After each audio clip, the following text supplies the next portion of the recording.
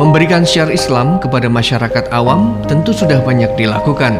Namun apa yang dikerjakan Abu Kahfi di Pondok Pesantren Darul Aqsom, Sleman, Yogyakarta berbeda jika dibandingkan syiar Islam lainnya. Pria kelahiran Bandung, Jawa Barat itu mengajarkan Islam kepada kaum tunarungu. Bermula dari tahun 2009 silam, Abu Kahfi awalnya merasa miris dengan fakta banyaknya kaum muslimin penyandang tunarungu yang tak mengerti dan memahami ajaran agama Islam. Ketika Ustadz Abu Kahfi tinggal di Bandung, Jawa Barat, dirinya pun mendapati kaum difabel tunarungu yang keluar dari agama Islam. Ya alhamdulillah, awal saya mulai tertarik untuk menggarap teman-teman tunarungu itu dari 12 tahun yang lalu. 12 tahun yang lalu saya ketemu dengan tunarungu.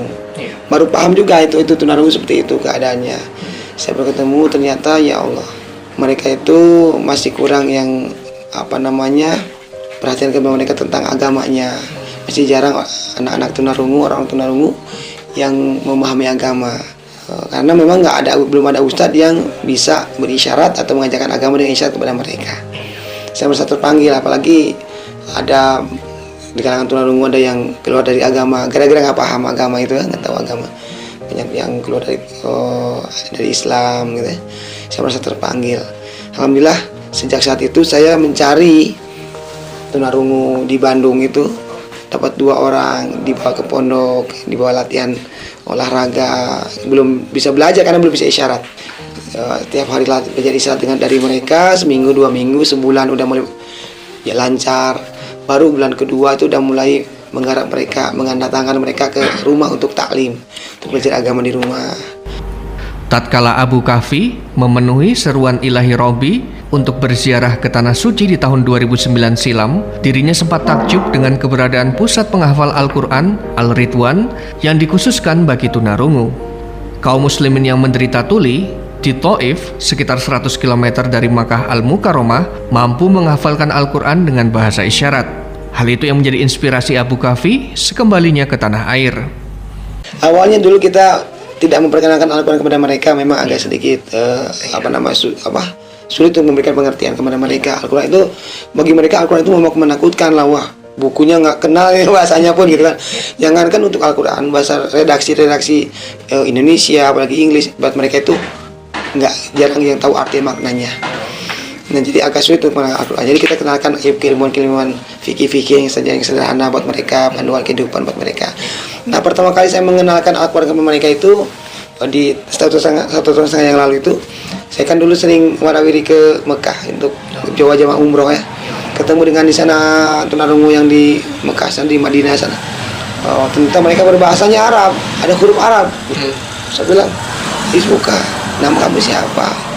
Amir, bukan A M I R, tapi alif mim ro. Saya kan bahasa isyarat nggak bisa, isyarat yang Latin bisa. Kok ini apa saya bilang gitu? Saya Arab. Dia kenal ngobrol dengan, kan kalau ngobrol hanya kosakata nggak berhuruf, tapi kosakata. Tapi kalau huruf langsung ke Arab.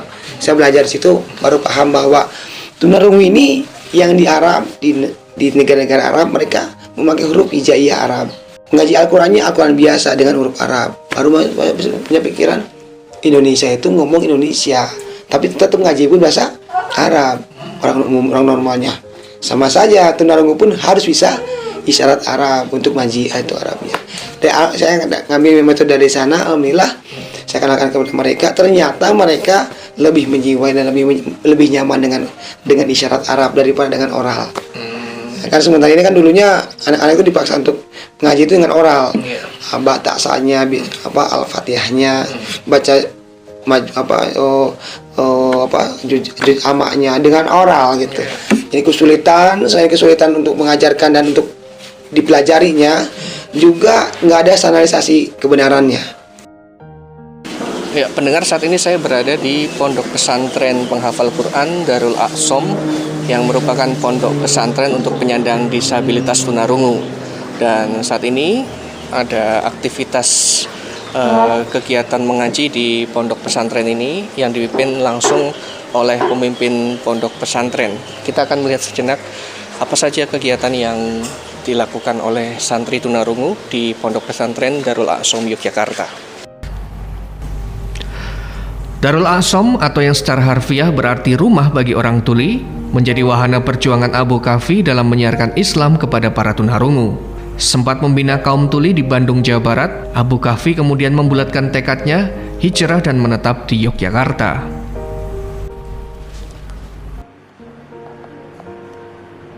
Alhamdulillah berjalan 11 tahun, ketika saya ada urusan ke Semarang, Jogja, saya melihat kayaknya ada suasana yang nyaman untuk belajar, untuk memberikan pelajaran di Jogja ini. Wah, saya melihat usia sekolah itu memang usia krusial buat mereka yang perlu penanaman pemahaman agama dari awal. Karena dewasa saja mereka nggak kenal agama, apalagi dari anak-anak. Makanya saya mengharap usia anak-anak ini sehingga mereka bisa untuk belajar Al-Quran dulu. Kalau yang dewasa sudah belajar Al-Quran agak enggan, agak malas-malas.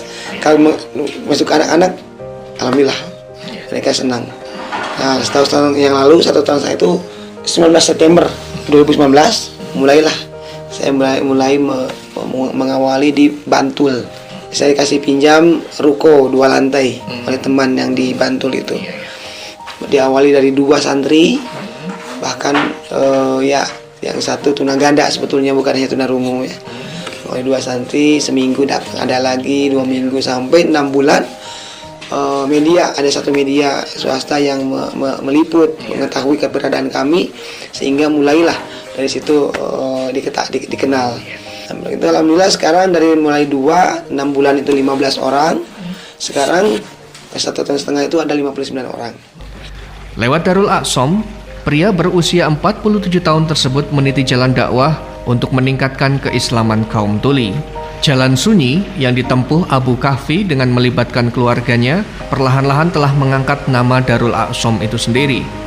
Saat ini puluhan santri tunarungu dari berbagai daerah di Nusantara menimba ilmu agama di pondok pesantren tersebut. Dulu giroh agama saya mungkin ya masih nggak jelas kerjaannya untuk siapa, yang jelas untuk sendirilah ya. Anak-anak pondok semua keluarga taklim di rumah, belum ada risau untuk umat yang begitu yang spesifik ya. Ketika saya dikenalkan dengan pertama lihat tunarungu yang murtad, yang ikut gampang terbawa arus, keluarga nggak paham. Setelah didalami ternyata setelah 12 tahun ini saya mendalami mereka itu seperti apa ya. Saya nggak punya keluarga yang tunarungu, tetapi saya merasakan bagaimana mereka, keberadaan mereka bagaimana. Masih belum banyak orang yang memahami dunia mereka. Egun Muhammad Barkah, salah satu wali santri asal Kulon Progo, Yogyakarta, merasa amat terbantu dengan keberadaan Darul A'som. Sebagai orang tua yang memiliki anak berkebutuhan khusus, dirinya kini tak lagi kesulitan memikirkan pendidikan bagi anak ketiganya yang terlahir sebagai tunarungu. Alhamdulillah kami kenal dari Bandung. Kami waktu silaturahmi ke orang tua kami, kami ketemu teman ngobrol-ngobrol bagaimana anak muda di pondok kan belum katanya. Alhamdulillah di Jogja pun ada sekarang pondok tahfidz tunarungu Darul A'som. Ini kebetulan ya teman safari dakwah juga sama teman ya, alhamdulillah. Terus kemarin saya ke Kulon Progo langsung dimasukin ya. Ya, pendengar RRI dan pemirsa RRI Net, disinilah Kiai Abu Kahfi sehari-hari memberikan ilmunya kepada santri tunarungu, khususnya untuk santri putri. Dan di sini ada belasan santri yang mereka semua mengalami kebutuhan khusus, yaitu sebagai tunarungu, dan mereka menimba ilmu di pondok pesantren yang ada di belakang saya, yaitu Rumah Tahfidz Tunarungu Darul A'som. Bagaimana kegiatan mereka, kita ikuti bersama aktivitas yang ada di pondok pesantren Darul A'som ini.